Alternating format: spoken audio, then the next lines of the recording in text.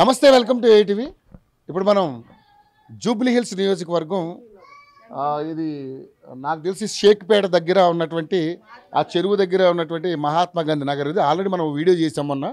ఆ హిల్ ఏరియాలో అక్కడ నాలాలు పగిలి అవన్నీ కూడా జనావాసాల మీదకి రావడం, రోడ్లన్నీ కూడా నీళ్ళంతా రోడ్ల మీదకే రావడం, ఆ డ్రైనేజ్ వాటర్ అంతా చాలా ఇబ్బందికరమైనటువంటి వాతావరణం, చాలా ఘోరమైనటువంటి పరిస్థితి. ఎప్పుడో ఇందిరాగాంధీ అలాగే ఎన్టీఆర్ కాలంలో కట్టించినటువంటి ఇళ్ళు ఇవన్నీ కూడా అప్పుడు వీళ్ళందరికీ నోటరీ ద్వారా ఇచ్చినటువంటి ఇళ్ళు. సో ఇందులోనే నివాసం చేస్తూ వాళ్ళ జీవనాన్ని ఇందులో గడుపుతున్నారు. ఎందుకంటే గరీబులు ఎంతకంటే వీళ్ళ జీవితం గొప్పగా గడిపే పరిస్థితి లేదు కాబట్టి. ఎందుకంటే ఉన్నోళ్ళందరూ భగవంతుల పక్కనే జస్ట్ ఈ రోడ్డు దాటితే అక్కడ ఆకాశ హర్మ్యాలు ఓ రేంజ్లో ఉంటే ఆ రేంజ్లో వాళ్ళు ఉంటారు. వీళ్ళేమో ఇదే ప్లేస్లో ఉంటారు. ఇంకా మురికి వాసన, కంపు, ఇక్కడైతే భరించలేని వాసన, విపరీతమైన దోమలు, డెంగ్యూ జ్వరాలు, రోగం వస్తే పెద్ద పెద్ద కార్పొరేట్ హాస్పిటల్కి పోయి చూపించుకునే స్థితిలో కూడా వెళ్ళారు. సో ఇక్కడ చాలామంది మహిళలు ఉన్నారు. ఇందాక మనకి వర్షం వచ్చింది. వర్షం పడ్డ కారణంగా మొత్తం ఇదంతా కూడా డ్రైనేజ్ పొంగి, అదే డ్రైనేజ్, ఆ డ్రైనేజ్ పొంగి మొత్తం నీళ్ళన్నీ కూడా ఈ ఇళ్లలోకి వచ్చేసిన పరిస్థితి. సో మహిళలు చూశారుగా చాలామంది వాళ్ళ ఆవేదన, బాధ, వాళ్ళ ఆక్రందన ఎవరు కూడా పట్టించుకోవట్లేదు. ఎన్ని ప్రభుత్వాలు మారినా పట్టించుకోవట్లేదు. సో ఈ ఏరియా ఎమ్మెల్యే మాగంటి గోపీనాథ్ గారు చనిపోవడం వల్ల ఇక్కడ ఉప ఎన్నిక రావడం జరిగింది కాబట్టి మరి ఇప్పుడు మళ్ళీ ఎలక్షన్స్ వచ్చినాయి. మరి అందరూ కూడా ప్రచారాలకు వస్తున్నారు, వాగ్దానాలు చేస్తున్నారు తప్పితే ఎవరికి వీళ్ళకి న్యాయం చేసే పరిస్థితి అయితే కనపట్లేదు అంటూ కూడా చాలా బాధపడుతున్నారు.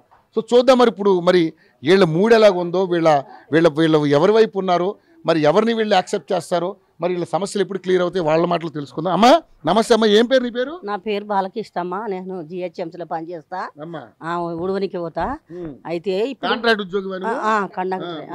అయితే ఇప్పుడు మేము పొయ్యి వచ్చి అక్కడ పని చేసి వచ్చి కూడా జరసేపు బండుకుందామంటే నీళ్ళన్నీ వచ్చినాయి. ఏడా అప్పొల్ల కాడికి వెళ్ళ నీళ్లు ఇక్కడ ఈ దగ్గర వస్తాయి. మా ఇళ్ళని అక్కడ నీళ్ళన్నీ ఇవన్నీ వచ్చి నిండిపోతే ఆ పెద్దగున్న కాలువ అప్పుడు కండక్టర్లు చిన్నగా చేసిండ్రు.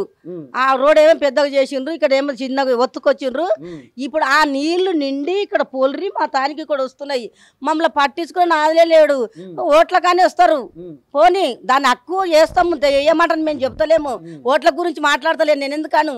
ఇప్పుడు బస్తీలో మేము ఇక్కడ నివాసం చేస్తున్నాము. ఇప్పుడు మా పిల్లలు ఇప్పుడు ఒక చుట్టం వచ్చిందంటే పండుకోనికి లేదు. ఒక బిడ్డ కానీ ఉన్నదంటే కూడా మాకు పండుకోనికి లేదు. అప్పుడు ఆ టైంలో రాత్రి 3 గంటల రాత్రి దగ్గర మేము నీళ్ళు వస్తే మేము ఎక్కడ పోవాలి? ఆ రాత్రి మమ్మల్ని ఎవరు ఆదరించేటోళ్ళు ఎవరు లేరు, పట్టించుకునేటోళ్ళు ఎవరు, బస్తీలు ఎవరు లేరు. ఎవరు ఉన్నా కొట్లాడుకుంటారు. ఎవరన్నా వచ్చి మాట్లాడానికి వచ్చినా కొట్లాడానికి వస్తారు. వాళ్ళు వచ్చినా నాకు ఇక్కడ రారు, ఎవరు రారు, మాట్లాడరు, చెయ్యరు. పోనీ మీ హక్కు మీకు చూసుకోండి, మేము వద్దంటలేము. కానీ మా పరిస్థితి పట్టుకునే అప్పుడు మాకంటి గోపాల్ ఉన్నాడు, ఆయన అయితే ఇంత పట్టించుకోలే, ఏం చేయలేదు అయ్యా. బస్తీలు అయితే ఎవరేం మాకు చుట్టం కాదు, మేము కూడా వాళ్ళకి చుట్టం కాదు. ఎందుకంటే గవర్నమెంట్ ఇప్పుడు మాకు ఇల్లు కట్టించింది. ఇదంతా మేము వేసుకున్నాం, డేనిస్ మేము వేసుకున్నాము. కానీ పట్టించుకునేటోళ్ళు లేరు. డేనిస్ 25 ఏళ్ళు అవుతున్నారు ఈ ఇండ్లు కట్టించి. ఒక్కరోజు ఎవరు వచ్చి డేనిస్ తీసిన వాళ్ళు లేరు. ఎవరికన్నా తీపిస్తే 500 ఇచ్చి మేము తలా 100 రూపాయలు వేసుకొని వేయాలి. ఇప్పుడు ఈ బిల్డింగ్లా మేము అందరం కొట్లాడుకున్నాలి. ఇప్పుడు మేమందరం కొట్లాడుకున్నాను. ఇప్పుడు ఏమో ఆమె ఒక కొట్లాడుతుంది, నేను కొట్లాడుతా. ఎందుకంటే ఒకసారి ఉన్నాం నీళ్ళ కొరకు కొట్లాడుకుంటున్నాం, మళ్ళీ ఒకటి అవుతున్నాం. ఎందుకు అవుతున్నది? తప్పదు కదా, మొక్కలు చూసుకుంటాము. రేపు చచ్చిపోతే ఆ మనోళ్ళే ఊరుకొస్తారా? మన చుట్టాలు రారు. ఇప్పుడు ఇట్లకెళ్ళి ఉన్న వాళ్ళే ఊరుకొస్తారు. అయితే ఇప్పుడు మేము ఎవరికి చెప్పాలి? ఎవరికి చెప్పనికే లేదు. ఎవరున్నా వాళ్ళ పొట్ట వాళ్ళే చూసుకుంటారు అయ్యా. ఇప్పుడు మేము కష్టం చేసి వచ్చి నిద్రపోదామంటే కూడా అప్పుడే లేచి ఉరికొస్తే ఇళ్ళల్లో నీళ్ళే, మురికి నీళ్ళు. ఇంట్లో మా కొడుకుకు కిడ్నీ తీసేసిండ్రు, ఆపరేషన్ అయ్యింది. ఇప్పుడు ఇంట్లో ఉన్నాడు. ఆ నీళ్ళలో ఎట్లా ఉండాలి, ఎట్లా చేయాలి, ఎవరికి చెప్పాలి? ఇప్పుడు మరి మళ్ళీ ఎలక్షన్స్ వచ్చినాయి కదా, మరి ఏం చేద్దాం అనుకుంటున్నారు? మేము ఏం చేద్దాం అనుకోలేదయ్యా. మేము ఎవరికి ఓటు వేయము, ఏం చేయం. మాకు ఎవరు పట్టించుకున్నప్పుడు వాళ్ళతో మాకేం పని? అంతే. మాకు పట్టించుకుంటే ఇట్లా వెళ్ళేస్తే నేను నిలబడేపిస్తా ఓట్లు. ఇప్పుడు ఇక్కడ 2 బిల్డింగులు ఉన్నాయి కదా, అవతల చూడిపో, అక్కడ అది తీసిండ్రు, నేల తీసిండ్రు. ఎందుకు డేనిస్ కానీ తీసిండ్రు. అన్ని మేనలు కట్టించి, అది ట్యాంక్ కట్టించారు. అన్ని నీళ్ళే బిడ్డ. ఆ నీళ్ళు అన్ని ఇంట్లో లేదుగా. ఏ చచ్చిపోతున్నాము కానీ మరి ఇది ఎప్పుడు కూలుతుందో తెలియదు మాకు. మరి ఇది పోనీ ఇది లేకుంటే లేకపోయి ఎక్కడన్నా ఇస్తే కూడా పోతుంటే కానీ మమ్మల్ని పట్టించుకునే వాళ్ళు లేరు. నువ్వు వాళ్ళు ఓట్లలో వస్తారు కొట్లు ఇప్పుడు వాళ్ళు చూసుకుంటారు వాళ్ళది పని కానీ మాకు పట్టించుకునే వాళ్ళు ఎవరు ఉన్నారు? బస్సులో కూడా ఆ టైంకి ఇక్కడ కొత్తారు, మీ దండాలు పెడతారు, ఆయన ఓటు వేయించుకుంటారు, వాళ్ళ పని వాళ్ళు చేసుకొని మనం వద్దంటలేము. ఎవరన్నా ఒకరు బస్సులో గట్టిగా నిలబడి బస్సు లీడర్లు ఎవరు లేరా? బస్తీ లేని ఉన్నా ఇప్పుడు నేను నిలబడ్డ మాట్లాడుతున్నా. ఇప్పుడు మాట్లాడి నేను గట్టిగా ఉంటే వీళ్ళందరూ ఎన్నుకున్న వాళ్ళు మంచిగా ఉంటారు. నేనే 10 రూపాయలు వస్తే నేను తింటే వాళ్ళు కూడా ఇప్పుడు అట్లా జరిగే ఈ బస్సు అంతా ఖరాబ్ అయిపోయింది.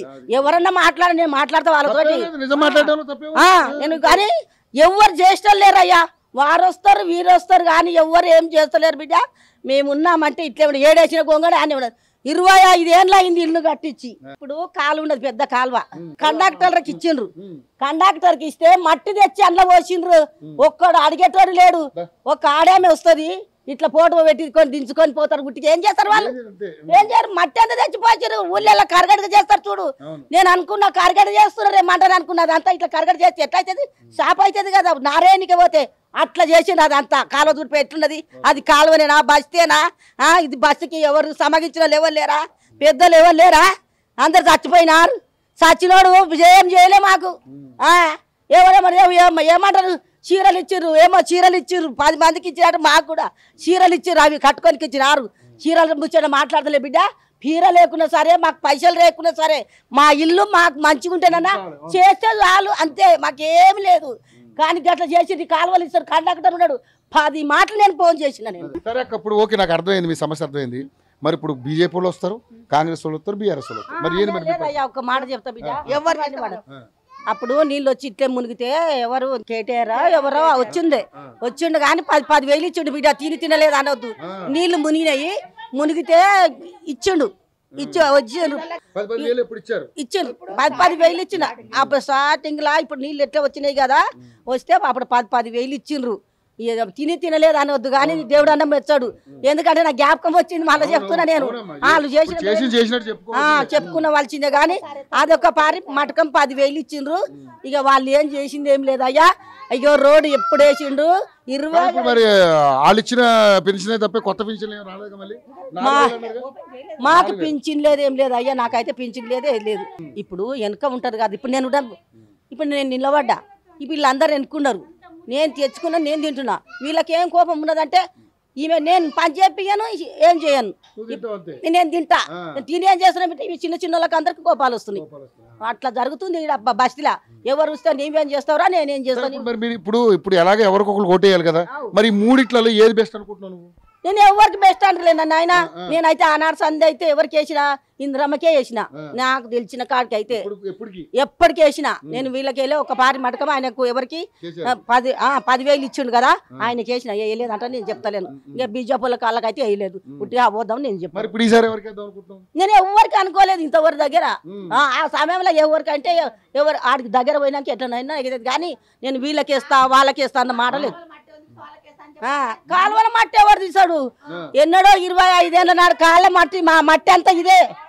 డెనిసిన మట్టి అంతా కాలువ మట్టి ఎవరు తీస్తారు? ఏ కండక్టర్ వచ్చేది వాళ్ళకి పైసలని దండగా పెడతారు ఈ గవర్నమెంట్ వాళ్ళు. నిజంగానే ఆయన మాట్లాడుతుడు పైసలు. నేను ఎందుకంటే జిహెచ్ఎంసీలో చేస్తున్నా ఇంత పైసా పోతుంది అంటే అంటున్నా. నేను నిన్న టీవీలో విన్నా, నేను ఫోన్లో విన్నా. మనకు తెలియదు బిడ్డ దొంగతనమే మాకు ఎరకలేదు ఆయన.